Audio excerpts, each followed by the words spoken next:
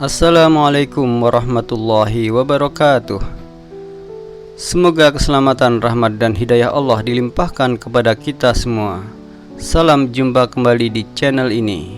Kali ini kita akan renungkan ayat-ayat Tuhan tentang penyaliban Yesus. Semoga menambah wawasan kita semua. Boleh dipercaya dan boleh juga tidak dipercaya, terserah pada keyakinan masing-masing. Kalau ada benarnya, datangnya hanya dari Allah semata. Kalau ada salahnya, adalah kesalahan saya sendiri. Semoga Tuhan memberi petunjuk kepada jalan yang benar. Ada banyak argumen yang menunjukkan bahwa Yesus tidak pernah disalib. Mari kita mulai dari argumen 01. Pada argumen 01 ini, kita akan mengambil petunjuk dari Al-Quran. Bagi yang tidak percaya, mungkin akan beralasan bahwa Al-Quran bukanlah dokumen sejarah, karena dia muncul 600 tahun setelah peristiwa itu terjadi dan tidak menceritakannya secara kronologis. Tapi bagi yang percaya, ini adalah sebuah kepastian, karena Al-Quran adalah firman Allah. Tentu Allah lah yang maha tahu tentang peristiwa apapun yang terjadi di masa lalu. Sebagaimana Allah dalam Al-Quran juga mengisahkan sejarah nabi-nabi zaman dahulu yang tidak mungkin diketahui oleh Nabi Muhammad SAW. Sedangkan Nabi Muhammad bersifat ummi, yaitu tidak pernah membaca kitab-kitab para nabi maupun buku-buku sejarah. Baiklah, petunjuk Al-Quran yang dimaksud adalah surat An-Nisa, surat keempat ayat 157, yang menyatakan bahwa Yesus putra Maria tidak pernah dibunuh dan tidak pernah pula disalib. Bagi yang tidak percaya pada Al-Quran, jangan khawatir. Masih banyak argumen-argumen selanjutnya yang mendukung ayat ini dari kitab perjanjian lama maupun perjanjian baru. Tetapi perlu diingat bahwa hal ini disampaikan dari sudut pandang seorang muslim. Tentu saja bagi umat Kristiani akan melihatnya dari sudut pandang lain yang berbeda dari keyakinan umat Islam. Perbandingan agama ini dipelajari untuk saling menghargai perbedaan pandangan pada objek yang sama. Baiklah, saya bacakan terjemah Al-Quran surat An-Nisa ayat 157. Dan karena ucapan mereka, sesungguhnya kami telah membunuh Al-Masih Isa putra Maryam Rasul Allah, padahal mereka tidak membunuhnya dan tidak pula menyalibnya, tetapi yang mereka bunuh adalah orang yang diserupakan atau disamarkan dengan Isa bagi mereka. Sesungguhnya mereka yang berselisih pendapat tentang pembunuhan Isa selalu dalam keraguan-raguan tentang yang dibunuh itu. Mereka benar-benar tidak tahu siapa sebenarnya yang dibunuh itu, melainkan mengikuti persangkaan belaka. Jadi mereka tidak yakin telah membunuhnya.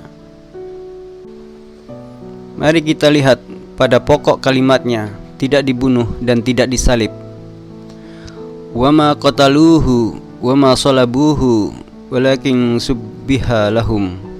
Wama dan tidaklah, qataluhu mereka membunuhnya, wama dan tidaklah, salabuhu mereka mensalibnya, walakin akan tetapi, syubbiha diserupakan atau disamarkan, lahum bagi mereka. Kemudian mari kita lihat kata kuncinya, syubbiha diserupakan, serupa tapi tak sama.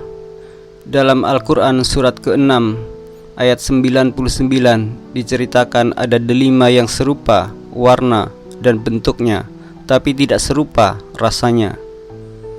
Seperti angka 6 dengan angka 9 yang mirip bentuknya tetapi tidak sama nilainya.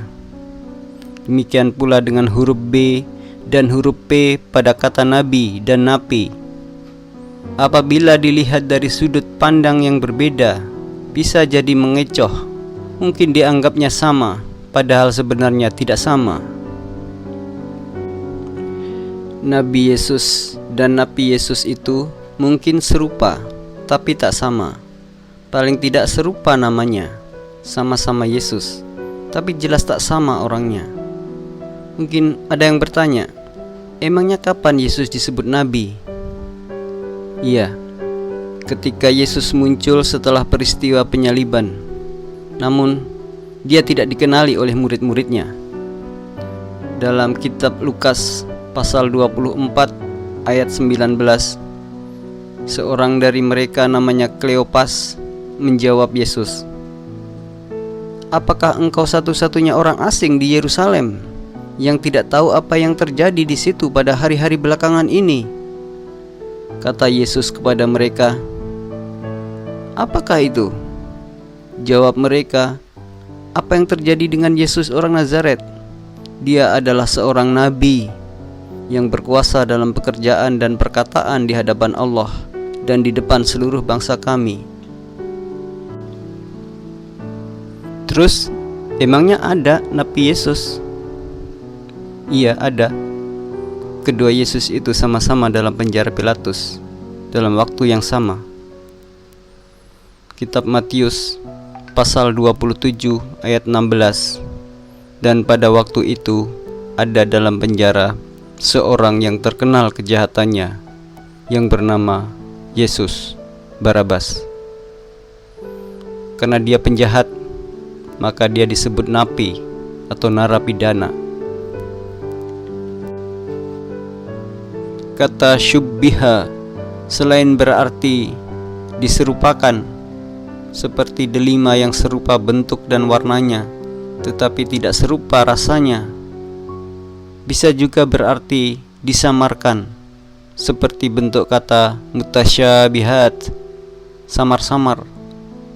Dalam Al-Quran surat Ali Imran surat 3 ayat ke-7, "Dialah Allah yang menurunkan kitab Al-Quran kepadamu Muhammad. Di antaranya ada ayat-ayat yang muhkamat, itulah pokok-pokok kitab Al-Quran.